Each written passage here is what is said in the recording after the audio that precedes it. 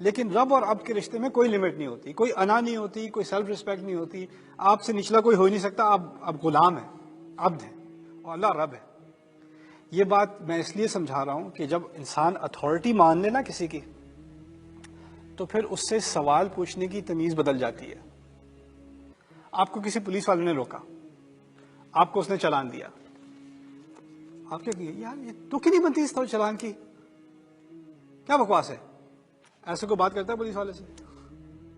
یا تو اس کی اتھارٹی نہ ہو نا، کوئی اپنے آپ کو بہت وی آئی پی سمجھتا ہے اور وہ کسی ایسے کرپٹ سوسائٹی میں ہے جہاں پولیس کی کوئی اتھارٹی ہے ہی نہیں، تو ٹھیک ہے بدتمیزی کر بھی لے گا. کوئی جج ہے، جج نے کہا کہ آپ کو $400 کا فائن دینا ہے، کوئی جج کے سامنے آواز اونچی کرے گا؟ گالیاں نکالے گا؟ نہ، مان لیا نا، اتھارٹی ہے نا، اپنے آپ کو نیچا مان لیا، اس کو اوپر مان لیا. اگر اتفاق ہے بھی یا نہیں بھی ہے، پہلی بات یہ ہے جس میں کوئی غلط فہمی نہیں ہے، اتھارٹی اس کی ہے، مجھے ماننا ہے بس، باقی کچھ نہیں.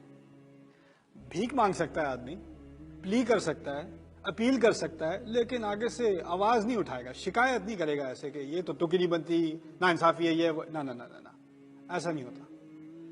اللہ تعالیٰ کے معاملے میں لوگ، اب ہمارا کیا ہوا ہے، ہم ایک کسٹمر کی طرح بن گئے ہیں. یہ جہنم جو ہے کیا مصیبت ہے، کیوں ہے؟ مجھے نہیں اچھا لگتا یہ. تو کچھ لوگ ہوتے ہیں جن کو شکایت ہوتی ہے اسلام ٹھیک ہی ہے لیکن یہ جو جہنم کی بات ہے یہ مجھے نہیں پسند. پہلی بات میں آپ کے سامنے یہ رکھ دوں کہ آپ کسی فلسفے کی بات کا انکار نہیں کر رہے یا اس میں تنقید نہیں کر رہے، یہ کوئی کیجول ریڈنگ نہیں ہے. اگر آپ نے اس کو واقعی اپنے رب کا کلام مانا ہے تو اس میں تنقید یا شکایت کرنے سے پہلے اپنی اوقات سمجھنے کی ضرورت ہے. آپ عبد ہیں. شکایت وہ کرتا ہے جو اپنے آپ کو کچھ کسی مقام پر سمجھے.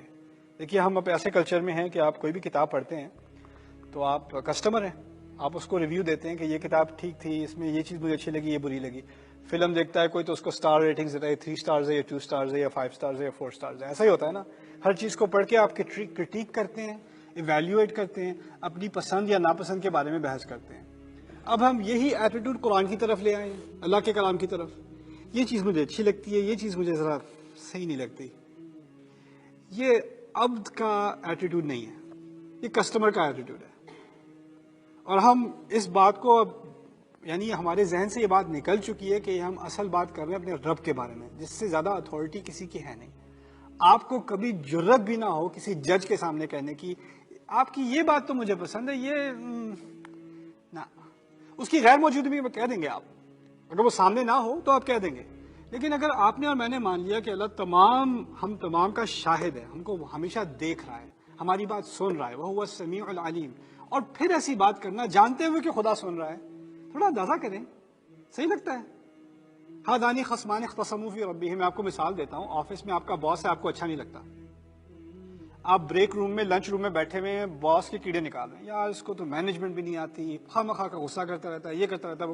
آپ سنا رہے ہیں باس کے، آپ ٹھیک ٹھاک اس کی کھال ادھیڑ رہے ہیں، لیکن آپ کو ایک بات کا اندازہ نہیں ہے، آپ کا باس آپ کے پیچھے یہاں کھڑا ہے. باقی سب کو پتا ہے، آپ کو نہیں پتا، آپ لگے ہوئے مگن. اور باقی آپ کو ذرا ایک سیکنڈ، اگر کوئی مذاق میں بھی کہہ دے باس تمہارے پیچھے ہے، مذاق میں بھی کہہ دے، رک جائے گا کہ نہیں؟ رک جائے گا نا، کیونکہ اس کو احساس ہوا کہ جو میرے سے اوپر اتھارٹی ہے، میں اس کے بارے میں گستاخی میں بات کر رہا ہوں، میری تو جاب چلی جائے گی. اس طریقے سے اس لہجے سے قرآن کی باتوں کے بارے میں بات کرنا، اس بات کی دلیل ہے کہ انسان کو احساس ہی نہیں رہتا کہ خدا ان باتوں کا گواہ ہے، وہ بھی سن رہا ہے، وہ بھی دیکھ رہا ہے، اس کی بھی قدرت ہے. وہ تو ہے ہی نہیں، اس کی غیر موجودگی میں بات کر رہے ہیں نا. یہ بڑی جرت کا کام ہے اس طرح سے بات کرنا. یہاں پر جو کہا گیا ہے جہنم کے بارے میں، اس کو اب سمجھ لیں. ایک ہے حقیقت، پالیسی ہے، اس کو آپ نہیں بدل سکتے. آپ چیخ لیں، چلا لیں، رو لیں، شکایت کر لیں، اللہ نے بنائی ہے جنت اور اللہ نے بنائی ہے جہنم، یہ حقیقت اب آپ کے بس کے بدلنے کی نہیں ہے. ایسے ہوتا ہے نا کہ نیوز میں آتا ہے کہ طوفان آ رہا ہے، ہریکین آ رہا ہے، آپ رو لیں، سر پیٹ لیں، طوفان نے آنا ہی آنا ہے.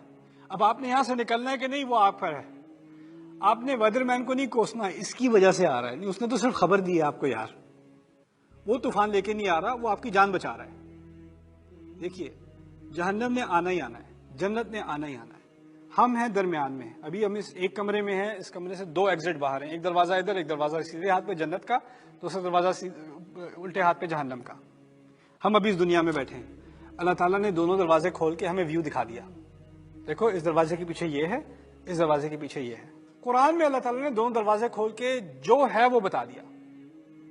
یہ کوئی خاص ہم پر لعنت نہیں کی, غصہ نہیں کیا, لیکن جو ہے وہ حقیقت ہے, وہ تمہیں معلوم ہونی چاہیے کہ تم کس چیز سے بچ رہے ہو, ادھر تم کس چیز کی طرف جا رہے ہو, تمہیں علم ہونا چاہیے. اب ہم بیٹھے یہاں درمیان میں غصے میں, یہ دروازہ کیوں کھول کے دکھایا, مجھے نہیں پسند اس کا سین, مجھے نہیں اچھا لگ رہا, یہ کیا کیا بتا دیا. اچھا ہوتا کہ نہ ہی بتاتے. اگر بتاتے یا نہ بتاتے حقیقت بدلنی تھی. حقیقت تو وہی ہے نا. مجھے تو شکر گزار ہونا چاہیے کہ وہ ایک دن حقیقت دیکھنے, اور اگر اس دن دیکھ لیتے تو پھر پتہ کیا شکایت کرتے, پہلے کیوں نہیں بتایا. یہی ہر انسان یہی کہتا, پہلے پتا ہوتا تو میں کبھی ایسی حرکت کرتا. اگر مجھے بتا دیا ہوتا کہ یہ ایسی چیز ہے, لا تدعوا اليوم ثبورا لا تدعوا اليوم ثبورا وادعوا ثبورا كثيرا, اس دن انسان دیکھتے ہی کہے گا مجھے پلیز فوراً موت دے دیں, ابھی فوراً مار دیں پلیز. اللہ تعالیٰ پھر کہیں گے آج تم موت کی درخواست نہ کرو, بار بار موتوں کی درخواست کرتے رہو.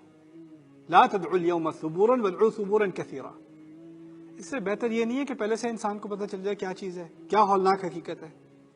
میں کہتا ہوں یہی رحمت ہے, یہی اللہ تعالیٰ کی رحمت ہے, جو دوسری قوموں پر اس درجے میں نہیں ہوئی جس درجے میں قرآن میں ہوئی ہے. قرآن میں جہنم کا ذکر اللہ تعالیٰ کی ایک رحمت ہے.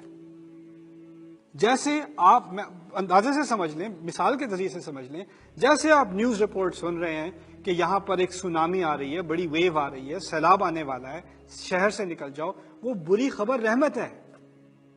وہ خبر نہ ہو تو آپ نے ڈوبنا ہی ڈوبنا ہے.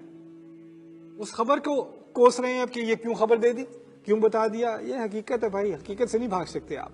حقیقت آپ کی پریفرنس سے نہیں بدل جائے گی. آپ کو نہیں اچھا لگتا یہ بات ماننا, اس سے حقیقت نہیں بدلے گی. موت نے آنا ہے, ہم نے کھڑے ہونا ہے, اللہ تعالیٰ کے سامنے گواہی دینی ہے. آپ اس کو مانتے ہیں تو مانے, نہیں مانتے تو مانے, لیکن اگر مان لیا ہے تو پھر اب شکایت کی بات نہیں رہی. اب پھر شکایت کی بات نہیں رہی.